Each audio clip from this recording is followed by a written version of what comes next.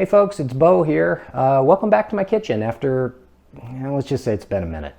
So I'm back today to show you something that I've introduced into my creative process when cooking.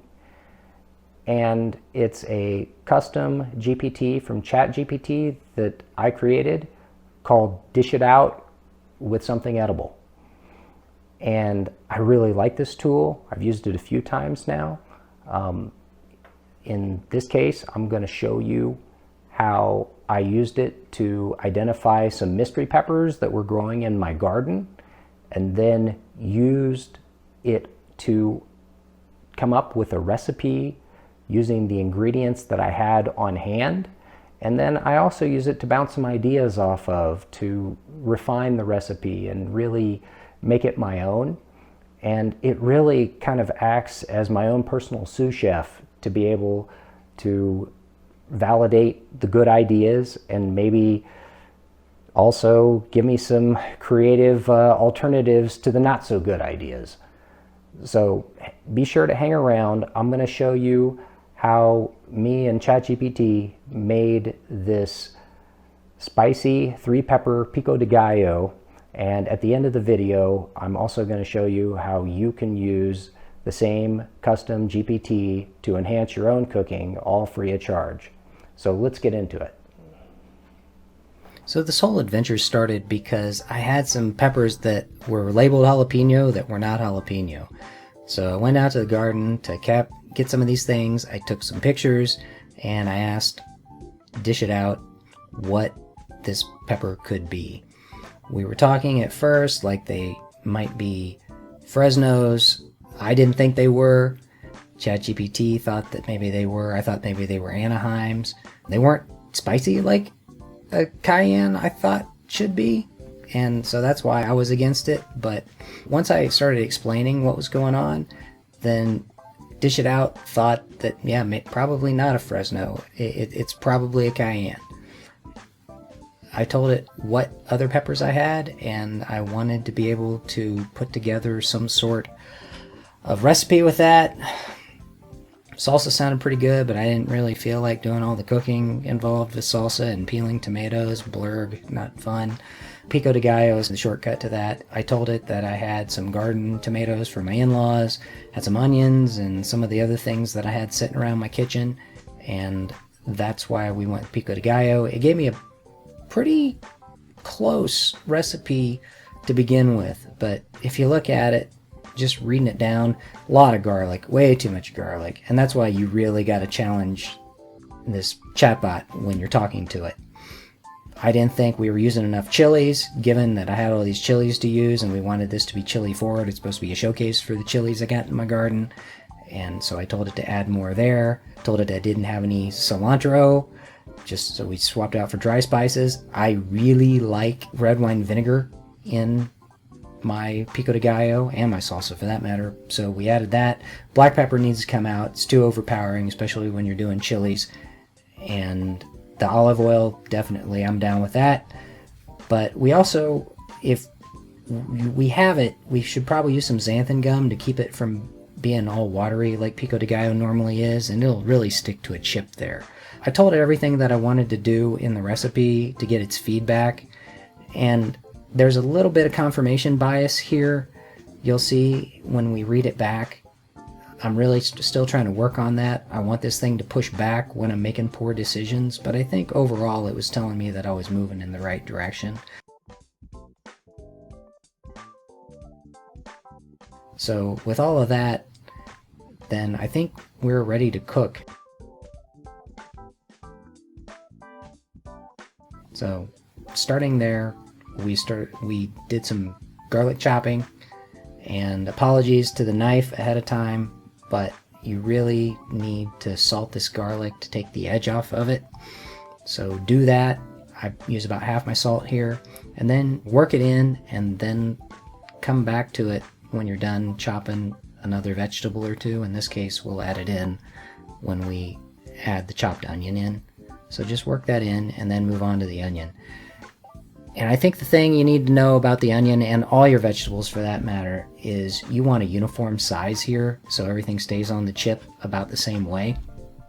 So whatever you chop your onion at, you go for those same size pieces with not only the chili but the tomato as well. So once you're done chopping, scoop all that together with your garlic, put it in the bowl, and then we can move on to the wet and the dry seasonings. So in with the sugar and salt, the rest of the salt, because we had part of it already. And then we can add our cumin and our coriander. Little cumin, maybe a little bit more, I don't know. Generally speaking, what I like to do is go about 2 parts coriander to 1 part cumin, and it works pretty good.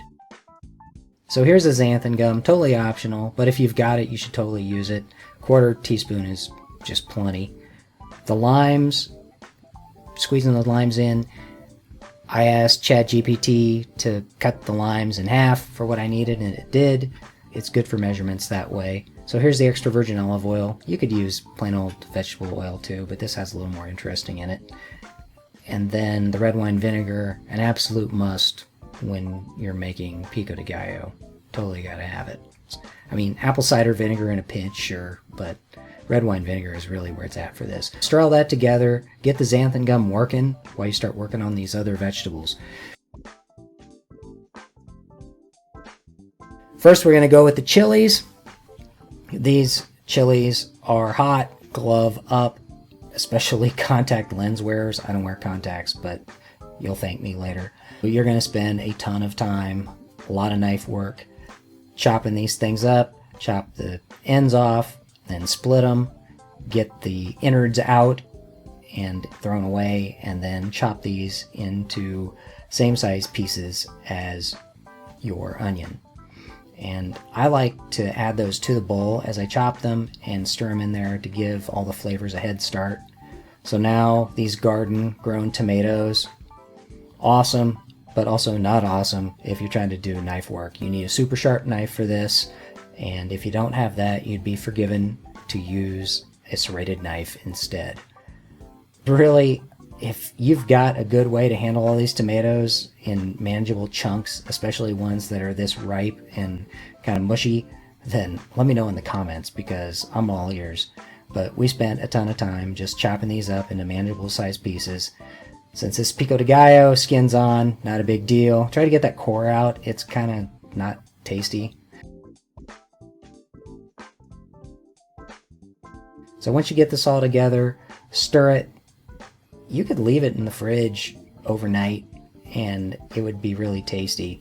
Or you could just leave it in the fridge for about 30 minutes and that'd be fine too.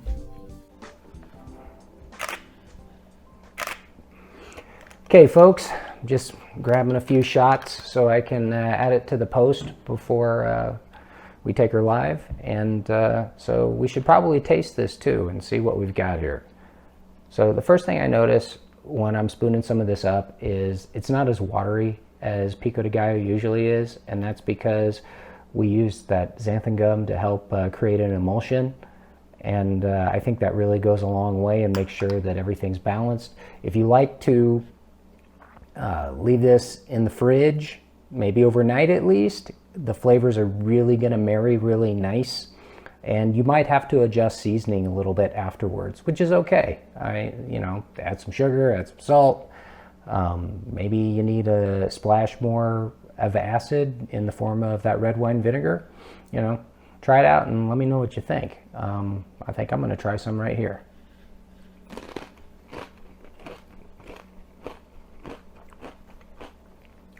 The peppers are definitely there. You got those 3 different kinds. Our red mystery pepper that we were pretty sure is cayenne is definitely in there, adding a little bit of sweetness, milder than I thought it was going to be. Next up in line is that Hungarian wax pepper, which adds some nice heat undertones. And then front and center are those seeded green jalapeños, really grassy out in front, exactly what you would expect. And then the one thing I can tell you too is that the garlic in here isn't in your face. You won't be burping up garlic all the time, which is probably a good thing if you're talking to people or serving this at a party. Yeah, it just turned out really good, and it's really balanced. And I think just having that extra from ChatGPT really helped us out there. So give Dish It Out with Something Edible a try, and let me know what kind of inspired creations it helps you with. Yeah, if there's a question that Dish It Out can't answer for you, then you can always talk to a real person too. So leave a note in the comments of this video, or reach out to me on X or on Facebook as well, and I'll leave all those links in the show notes along with our final recipe here. All right, folks, this is Bo signing off from the eastern edge of the great American desert. And until next time, let's make some food worth talking about. We'll see you later.